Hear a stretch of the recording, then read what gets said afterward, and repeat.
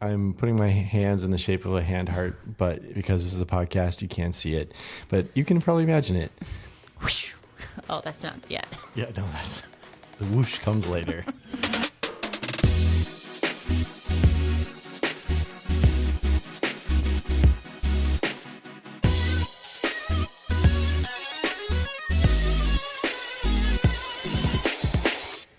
Hello, listeners, and welcome to this week's episode of Books I Make My Husband Read. I'm your host, Kristy, and this is my co-host, my husband, Jon, whom I make read all the books. Hello, hello, hello, hello. This week, we're going to be discussing The Frozen River by Ariel Lawhon. It is a historical fiction novel set in 1789 in Hallowell, Maine. The story follows the life of Martha Ballard, a 54-year-old midwife who, for all intents and purposes, is an unlikely heroine. But the story is also full of mystery, scandal, and a glimpse of life into the 1700s when women were expected to be seen but not heard. But before we get into that, we once again want to thank our listeners for giving this new podcast a try. Yes, absolutely. We keep getting really great feedback and support from all of you. So thank you to everyone who keeps emailing us and DMing us on our Instagram account and just letting us know what you think. It really helps us shape this podcast as we continue to improve. And we've gotten some new reviews lately too, which has been awesome. One of those reads, "This podcast is like catching up with friends on our latest read. So fun. Can't wait for the upcoming episode." Aw, big heart emoji. Yes, for reals. As Kristy mentioned last week, based on some other listener feedback, we wanted to share the upcoming books at the beginning of each episode and on our Instagram page. So the next book we're going to be doing is Just for the Summer by Abby Jimenez. Woo-hoo. And the next book is called The Measure by Nikki Ehrlich. We were on the train on our way to New York City, and I was sitting next to you while you were listening to the book, and you were laughing a lot. I was. It is quite funny. The banter is hilarious. I am sure all of our lady listeners will be interested in hearing your opinion on our first rom-com, or wingy wingy. Yes. No pressure there whatsoever. And all the gentlemen also want to hear your thoughts on it too, because let's be real, there are those out there who love it. They just want to pretend that they don't. Very true. It's like the Eras Tour. It's like once you watch it, you get it. Yeah. Also, wherever you're currently listening to this, whether that's Apple Podcasts or Spotify or Amazon Music, wherever you are currently, please give us a follow and rate us or leave us a review, whatever your little heart desires. It helps us get discovered, and we love reading what everyone thinks of the show so far. You can also send us an email at booksImakeMyHusbandRead@gmail.com with any thoughts. And if you happen to include your mailing address in said email, we'll send you a little swag. We sent some swag out last week, and someone got it this weekend, and they said that it was pretty awesome. So Nice. Everybody wants it. Let's be real. So get your hands on some swag. And don't forget to follow us on Instagram too. Yes. All right, so let's transition to this week's episode of fact-checking ourselves. This is turning out to be kind of a fun little segment for us. I actually have an insertion point for this. While it's not exactly a fact check, I would like to apologize to our listeners for the poor audio quality of our previous episode. It was really faint and quiet, and that was some of the feedback we got. And just want you to know that your time is really valuable, and I wouldn't want to listen to something that isn't of good audio quality. So this is our promise to you that moving forward, that shall not happen again. Even though I didn't have any facts I needed to check, we did get a listener question that I wanted to answer. Oh, right on. What's that? So we had someone email us, and they asked if there is ever a time when I don't finish a book. DNF, as they call it. That's a great question. No, I read every single book. The end. Jeez. No, that's not true. I think that you are going to buy books that are not always going to make sense in your life to read at a certain moment in time. So for instance, there is a book that is on my nightstand right now. I am probably a quarter of the way done with it, and I'm really interested in reading it, but for whatever reason, it just is not captivating me right now, and I'm just letting it sit there until I'm ready to pick it up again, and I'll probably start from the beginning, and that'll be okay. I would say that for me to not finish a book is rare. I don't have a lot that I have just given up on, but I also have a completion problem. So that's a me and not a person problem. Gotta finish what you start. Yeah. So sorry for the ambiguous answer, listener, but that's the truth. That's the facts. Nothing but the facts. Should we get on with the show? Let's do it. Dun, da, da. As a reminder, this episode will contain spoilers from this book, but not just yet. We will be sure to give you enough time to exit said podcast without any spoilers, and we'll give you a heads up. So to kick off the show, as we do, we're going to start with a little summary of the book. Yes, so The Frozen River is the book we're talking about today. It is a historical fiction novel of a real 18th century midwife named Martha Ballard. If you look her up, you will find her. The book opens up in 1789 in the town of Hallowell, Maine, and there's a dead body floating in the frozen Kennebec River. As a midwife, Martha is summoned to the local tavern to examine the body and provide a cause of death. During this time, midwives didn't just deliver babies. They were more of generalists, I'd say, in the medical profession. So they performed minor surgeries, they tended to wounds, which included examining the dead and determining a cause of death, which is why she's called to examine this body. I also think it's funny that you said they're examining a body at a tavern. Well, and they say in this, the tavern serves as a lot of different things. So it's the place where they're examining the body. It's also, a tavern restaurant. And then they hold court there one day too. It's the town municipal building. Yeah, no kidding. And unlike most women during this time period, Martha Ballard can read and write. She keeps a daybook or a diary, and she uses this to record every birth, every death, every crime, town gossip, everything going on in her small community. Months prior to the discovery of the body, Martha had actually documented the details of an alleged rape committed by two of the town's most respected gentlemen. One is a town judge, and the other is a man found in the river. Martha determines that the cause of death is murder based on the severe bruising and condition of the body it's in when it's pulled from the ice. However, a new town doctor appears, a young white dude fresh out of medical school, undermining Martha's findings and declares the death an accident. A Harvard graduate, as he says many times. Yes. This forces Martha to start her own investigation. Yes, and so the story unfolds over the next 6 months as a trial for the alleged rape nears, and Martha continues to pursue the truth of what happened. And her diary actually ends up in the center of the town's scandals and implicates those closest to her. Indeed it does.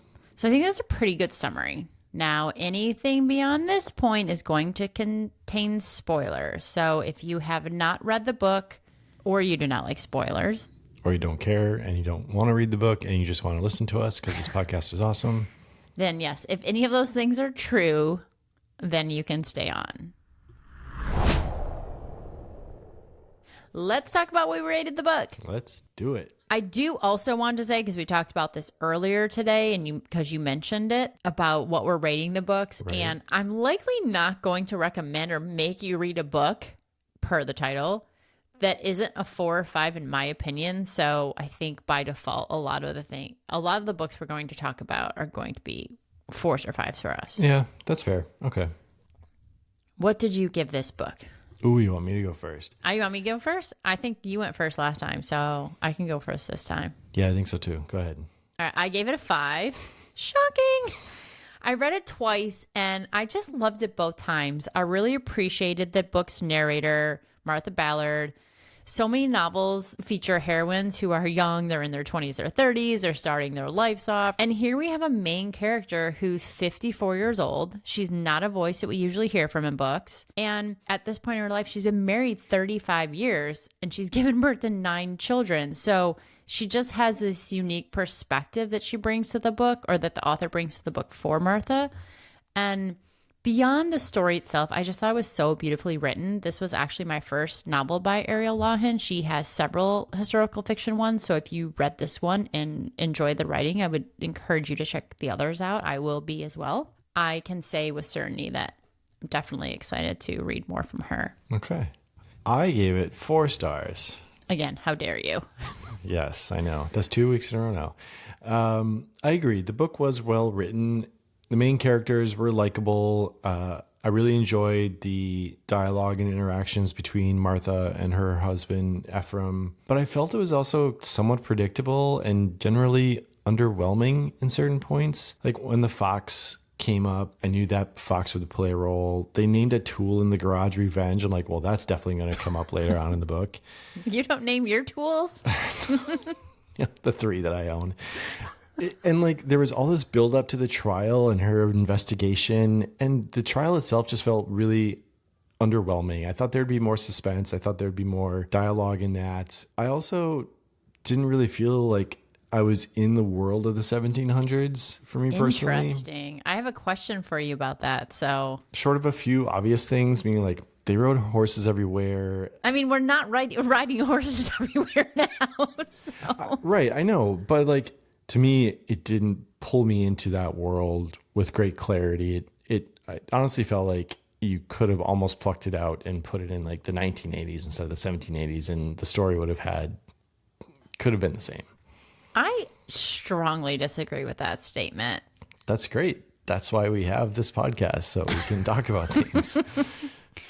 I mean, how do you reconcile a woman, we're going to talk about this, but a woman couldn't even speak in court without her husband or father. So I don't think that it could be stuck in the 1980s. I definitely think there were things that made it period specific. Yeah. And I didn't say that there weren't. I just said I didn't feel just didn't get a full sense that I was in the 1700s. So okay. That was my take on it. Well, I guess we're going to move on. All right. So much of this novel focuses on the legal process surrounding Rebecca Foster's assault and Martha's testimony. Rebecca Foster is the woman who accuses the 2 gentlemen of rape that we talked about earlier. I guess what surprised you most about 18th century judicial processes? Honestly, not a lot. What? I know. Just like, hear me out. It's like, it just didn't feel that much different than today. You had powerful people protecting other powerful people. The judge was the most popular person, and the small town people brought their petty little issues to sue their neighbor for.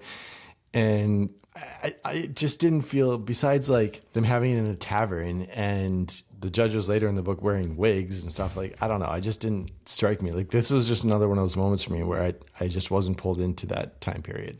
Okay, well, as I said, during that time period, women actually couldn't speak in court without their husband or father present. So for me, I was like, yep, that makes sense for that time period. Horrifying, but checks out. That definitely is different. Yeah, for sure. I mean, I hear you on some of the things you're saying, but there are a lot of things. Like the town of Hallowell actually doesn't even have a true judge who's a lawyer. You don't even have to be a lawyer to be a judge. Right. He's just like the dude. And so they talk about that. I mean, there is no due process. You can throw everything you know about that out the window. Yeah. And they just stand up in court and accuse people of things. And then it's like, you're guilty. And that was it. There's no trial.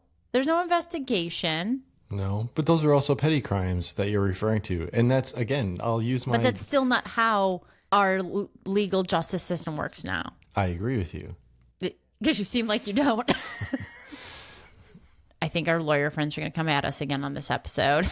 Or not. Or not. They don't care. I'm calling you out, lawyer friends. You know who you are.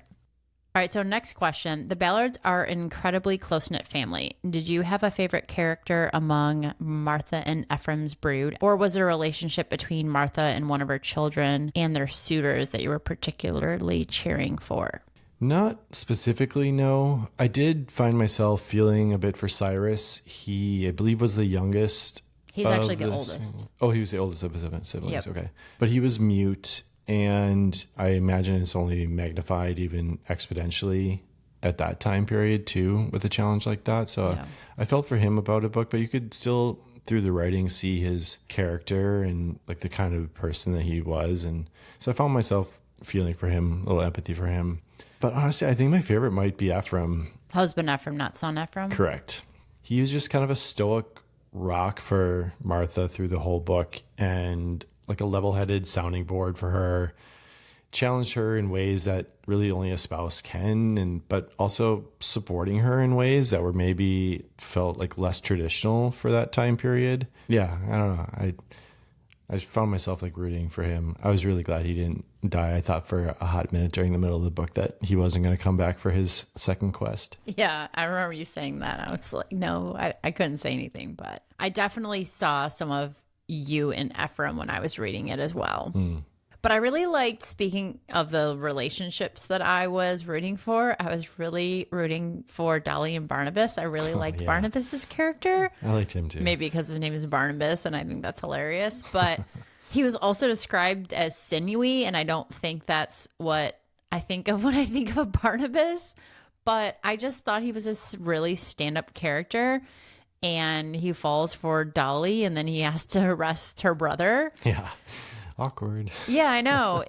I just liked his character. It reminded me of Tommy Lee Jones when he's arresting someone and the guy's like, I'm innocent. He's like, I don't care, because his job is not to decide that. His job is just to bring him in. And it just reminded me of Barnabas. He's like, I really actually think that you're innocent, but that's not, I have a job to do. So I just thought that was a good moral compass that he had. That was from The Fugitive. Are you sure? Yeah, because they're standing in the little tunnel, and Harrison Ford, before he jumps off the waterfall thing and his hands are up, he's like, I didn't kill my wife. And he's like, I don't care. Okay. All right. Pop culture reference. Yeah, so that's Barnabas. Back to kind of the time period, Martha and her daughters do spend a lot of time during the novel immersed in everyday household labor, such as making candles and baking bread, weaving. They make quilts. In one scene, as I mentioned, they're killing, plucking, and cooking chickens, which completely solidified me, again, that I would not have made it very far in this time period. But were there any daily tasks or chores that were normal back then that you think you'd be interested in giving a try? I think maybe woodworking, and I believe that was Ephraim's profession. They owned a mill, so they owned a mill, yeah. But there's just something like creative and still making something, which is what I do in modern day version of me. Even today, like I wonder sometimes if I would ever make a switch from creating things digitally to creating real tangible things. So I think maybe a profession like that would suit me for that time period. What about you? I think I'd be interested in the candle making. I think that when they were describing it and how they did it, and I know it's probably very different than if we were to make candles now, but I thought that sounded interesting. I think everything else did not. I would not be caught dead killing or plucking chickens. I can barely cook the raw meat that I get from Whole Foods. Nice. One scene that I particularly liked was when Martha says the townspeople dislike her. So this was a scene that I can see you saying this to me and me saying like, people don't like me. and not like, oh my God, people don't like me, but just being very self-aware that I am not everyone's favorite cup of tea. Yeah, I'm an acquired taste and I'm okay with that. But Ephraim disagrees with the statement that Martha makes, and he says they respect you, perhaps occasionally fear you, but it's not the same thing. No. So when is it better to be honest than it is to be well-liked? I don't know that you can bifurcate those into a black and white stance like that. I don't think it's one or the other. I think in order to become respected, there's a sense of you having to be honest with people in order to gain or earn that respect anyways. And so, but you do it in a way that whatever truth you're dishing out lands in a safe, soft place for the person receiving it, which is what tends to build and garner that respect, as opposed to landing harshly and people getting defensive or anything like that. So I think there's a delicate dance between the two. I don't know that you can have really one without the other. I think that's fair. When I thought about this question, I thought of a quote that I think I'm going to get wrong. But the sentiment is, if you're worried about being liked over being respected, then you'll have neither. So the idea that you really have to go for the respect first, and then people are going to decide if they like you or not following that. And that's okay. Not everyone should like everybody else. It's just impossible. Like, we all have our different experiences, and we're not made to be liked by everybody. All right. So if the Frozen River was adapted into a movie or a television series, like who would you cast in the leading roles? Okay, so this one took me a little bit to think about. I actually had to do a little research of my own for it, but I think I've got some good candidates. I think two possibilities for Martha could be Frances McDormand or Robin Wright. Oh my gosh, Robin Wright is such a good choice. Right? What about Cate Blanchett? Oh, I thought about her too. And I think maybe it's just me, but like, I have her pegged for certain things, and I just don't know that I could like. I mean, but she's usually she so plays some good. like real badasses, Yeah. and I think Martha is a total badass. So Yeah, that's fair. I like both of those options. For Ephraim, I actually thought that Russell Crowe could be a good Ephraim. Today's version of Russell Crowe, or like Liev Schreiber possibly could also be like a good role or visual for that sort of like hardworking, kind of gritty, but like a quiet confidence to them as well. I think he could pull that off. So this was a fun exercise. I feel like we should do this in every episode. So those would be my picks. Who would you pick for Ephraim? I'm having a hard time because Mine were so good. yours are so good. But while Martha describes Ephraim, we don't hear about, what he looks like or anything like that. Yeah. But what about Sean Bean Ooh, okay. or Ewan McGregor? I don't see Ewan McGregor. Sean Bean is a great pick, though. I could see him. He's got a little like grit to him, and I think he could play that well. All right. Is there any other? Who would we cast as Judge North? And we haven't talked about Judge North yet, but Judge North is the judge that is accused of rape and ends up being a total, I don't want to say asshole, because that doesn't even reach the bar of how terrible he describes what he is. He's a deplorable human. There it is. Deplorable. Great word. I only had one person. I didn't dig too far. I only really focused on Martha and Ephraim's characters, but I had Sam Rockwell for... Oh, poor Sam Rockwell. I know. He's not deplorable, but there's just something about his look and like his demeanor, I feel, that could pull that character off. Oh, I don't know. I don't think I have a better one, but it would have, I think actually there are plenty of actors that are okay with playing parts where, someone has to be the bad guy. But I also wonder if this is someone you cast that isn't anybody yet, because like, I'm not playing that guy. Yeah. Okay. But those were fun. A lot of books focus on the beginning of love stories, but in this book, we get another side of love. Martha and Ephraim have been married 35 years at this point in their lives, which is kind of remarkable considering the average lifespan at this point in America is around 40 years old. Yeah, for reals. Martha herself also lost 3 children in a matter of 3 weeks. We hear about this in the book, actually. So she loses these 3 children in 1769 due to the diphtheria epidemic. But what did you think was so special about their love story that is different than the new love we traditionally see in romance novels? I think when a couple goes through trauma together, there's usually 2 paths. It breaks them apart or it brings them closer together. And I think in Martha and Ephraim's case, it truly brought them closer together. I think this is part of what I liked about his character when they were describing that time in their life. As one can imagine, as a mother, she was really devastated, and he kind of helped her see through the cloud of possibilities of what could still be, moving them away from that place, for example, and starting anew. But specifically when they decide to move, and and they've buried their kids there, and she said, "We can't leave our girls here," and they take the headstones, right? Yep. Okay. Yep, exactly. So it's a time-tested, relationship in a time period where humans were generally tested in a lot of different ways. And, they sort of had this unspoken understanding, a way of communicating without really communicating that can only come with mutual respect and trust with one another. And they never lost the sort of spark or flame that got them started in the first place. Right. Yeah. I mean, when you're first dating someone, it's exciting, it's new, it's unicorns and rainbows, and you have stars in your eyes.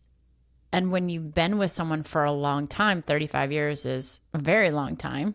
I mean, there's this other kind of love that evolves when you spend that much time with someone that isn't, big sweeping gestures, and Yeah. 100%. it's in those little moments, and we see some of those little moments in the book. I just really enjoyed a different type of love story. And this book is not this book is not about a love story, but there is certainly a love story in it if you look for it, between the two of them and their care for one another and how they respect each other and challenge each other and support each other. So I liked hearing about it, and I just think we don't get that in a lot of books that are out there right now. Yeah, I'd agree with that. So as I mentioned, I liked Martha's character a lot, and there was a couple scenes I actually want to talk about. And not only did I like her character a lot, I saw myself a lot in Martha's character, which maybe is why I like the book so much. Yeah. So there's one particular scene where she's described Lydia North. Now, Lydia North is the wife of Joseph North, who he's mentioned, and Joseph North is the one accused of rape. So Lydia has these debilitating migraines, and she comes to Martha for some type of tonic. Martha says that she and Lydia have never been like close friends, but despite them being neighbors for many years. And she said she thinks what bothers her about Lydia is that she is a weak woman, timid, and she describes her as a milk toast with no metal in her spine. Ouch. Martha says she likes her friends to be interesting and to have some vim and vigor. I completely relate to this, and I think that my closest of friends have vim and vigor to them, and I find it funny because I imagine during this time that actually there's more women like Lydia North than there are like Martha Ballard. Yeah, for sure. So I just felt, I don't know, I felt really connected to Martha, and I was wondering if there was any characters that you felt connected to. Not to that extent or to that depth that you probably related to Martha. But as I kind of answered an earlier question, I think Ephraim, if I were to pick anyone, it would probably be him. I saw some of his traits or characteristics in me, just kind of that calming presence when things might get chaotic. I feel like I have that trait. I didn't find myself relating deeply to any of these characters to that extent. That's fair. But I did actually, so I totally figured you could see yourself in Martha. But I also actually think there's a little bit of Barnabas in you too. Let's talk about Martha. Hang with me here. Like he has a North Star, and he believes in it. He's a little bit of a rule follower, which I think you lean towards. But he's willing to do the hard things, and not just because he has to or because he's told to. He's doing it because it's his job, but he's also doing it in a way that's, he still questions whether it's legitimate, or he's still questioning the process and that sort of thing. So if you were in a service role like that, you're doing this thing because he believes in the system. Yeah, there it is. That's what I'm trying to say. And he wants to follow the rules because he thinks that the only way to really get justice is to make sure the rules are followed. Right. But at the same time, still questions like, are these the right rules to be following? Yeah. Yep. So anyway. So Martha and Barnabas. Yep. So on the same lines, we're still talking about Martha. There's another scene where Lydia comes to her for some more tonic for those migraines. And Martha actually refuses her because Lydia has just lied in court. We aren't sure if she lies outright or she's simply stating what she believes to be the truth. Right. Because she says in court that her husband was in bed the whole night that this alleged rape happened, and therefore he couldn't have been guilty. But Martha's pissed about this, so she scolds Lydia and she accuses her of lying, and she turns her away. And Ephraim, her husband, is present for this whole interaction, and then he essentially scolds her, and Martha can't believe that Ephraim would have wanted her to make the tonic for Lydia since she thinks she lied in court. And that means then Joseph North doesn't face justice for what he did to Rebecca. And Ephraim says, I did not take you for the kind of woman who punished the innocent for the sins of the guilty. Oh, snap. I could totally see myself saying, there is no way I'm going to make this tonic for this hussy. There's no way I'm going to make this tonic for this woman. And I would have turned her away too. And then would you have scolded me?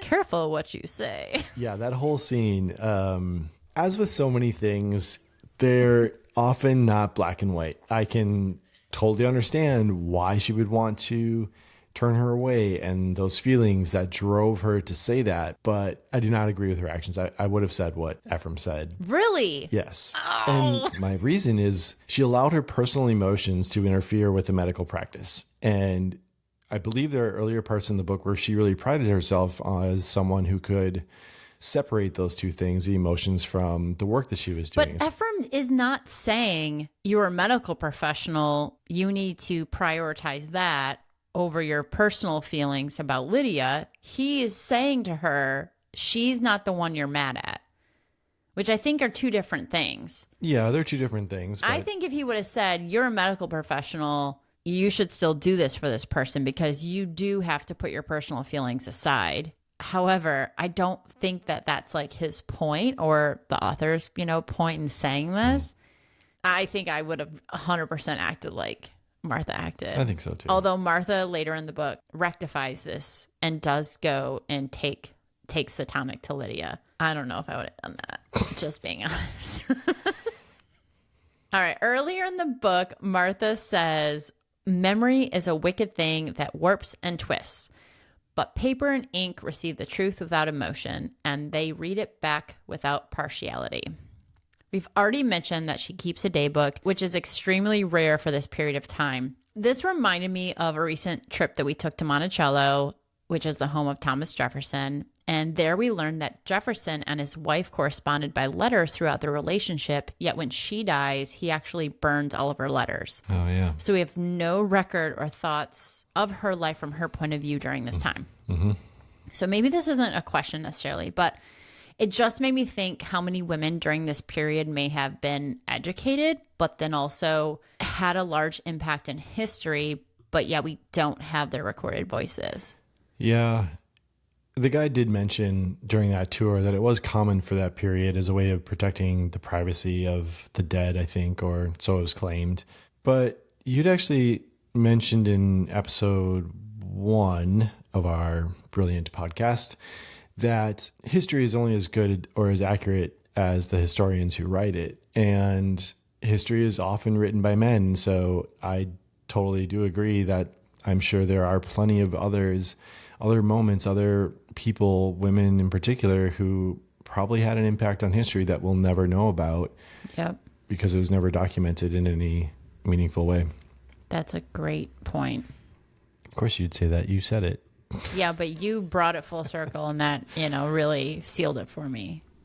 Thank you for making that point. Of course. All right, so Martha's final confrontation with Joseph North has, we'll say, some lasting consequences. Do you think that justice was done?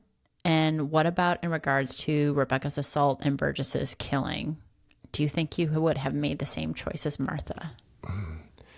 Well, the author touches on kind of this point about justice in the author's note at the end of the book. And she makes a point that you can never undo the horrificness that was done to Rebecca, but there is some comfort in knowing that he could never hurt someone else again. And so for those of you who are listening who have not read the book, there is a scene where Joseph North comes to Martha Ballard's home. Her husband is not there. She's tired. She shows up in her workshop, and Joseph North is there to confront her and threatens to rape her, which is probably why he shows up and is his plan. And she grabs revenge.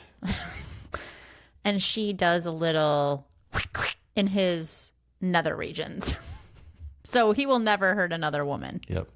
And clearly justice wasn't going to be done through the traditional judicial process, as we talked about earlier. Right, because he's already acquitted of that other crime. Right. I mean, one could even argue for Martha that it was self-defense if we want to go down that rabbit hole again. I don't want to sit here and sound like I am advocating for taking law into your own hands, so to speak. It was the 80s.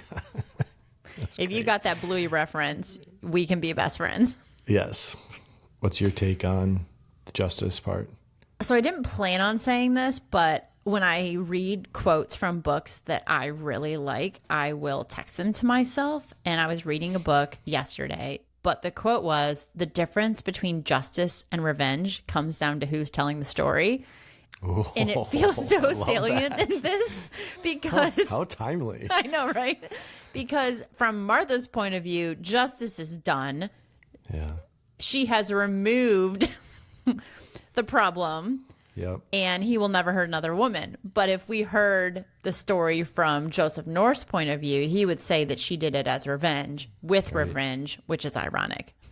So at the end of the book, there's a pretty thorough author's note, which if you've read this and you skipped it, you should absolutely go back and reread it or read it. Yeah, I went back before this episode and made sure to listen to it as well. The author's note is just, it gives you more insight. It talks about the actual diary entries of Martha, what is true, what is a little bit fictionalized. For the most part, the story itself, obviously she cannot know the conversations that people had, so that is completely fictionalized.